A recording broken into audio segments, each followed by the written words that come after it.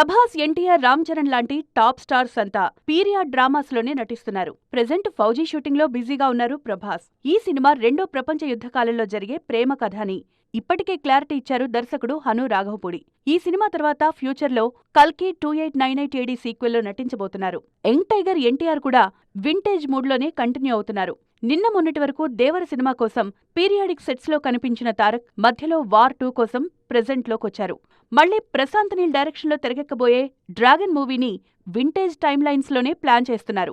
Global star Ram Charan కూడా flash back లోకి వెళ్లిపోయారు. ఉప్పెన ఫేమ్ బుచ్చిబాబు దర్శకత్వంలో తెరకెక్కుతున్న పీరియాడిక్ స్పోర్ట్స్ డ్రామాలో నటిస్తున్నారు. ఈ సినిమా కోసం అప్పటి క్రీడాకారులను తలపించే బల్కీ బాడీ బిల్డ్ చేశారు. మహేష్ బాబు హీరోగా రాజమౌళి తెరకెక్కిస్తున్న సినిమా కూడా పీరియాడిక్ యాక్షన్ డ్రామానే అన్న టాక్ వినిపిస్తోంది. ఆల్రెడీ షూటింగ్ స్టేజిలో ఉన్న ఈ సినిమా గురించి అఫీషియల్ గా ఒక్క అప్డేట్ కూడా ఇవ్వలేదు జక్కన్న. అయితే పాన్ ఇండియా ట్రెండ్ లో ఇప్పటి వరకు అన్ని పీరియడ్ కథలే తెరకెక్కించారు రాజమౌళి. అందుకే ఈ సినిమా కూడా అదే జానర్ లో ఉండే ఛాన్స్ ఉందంటున్నారు ఇండస్ట్రీ జనాలు.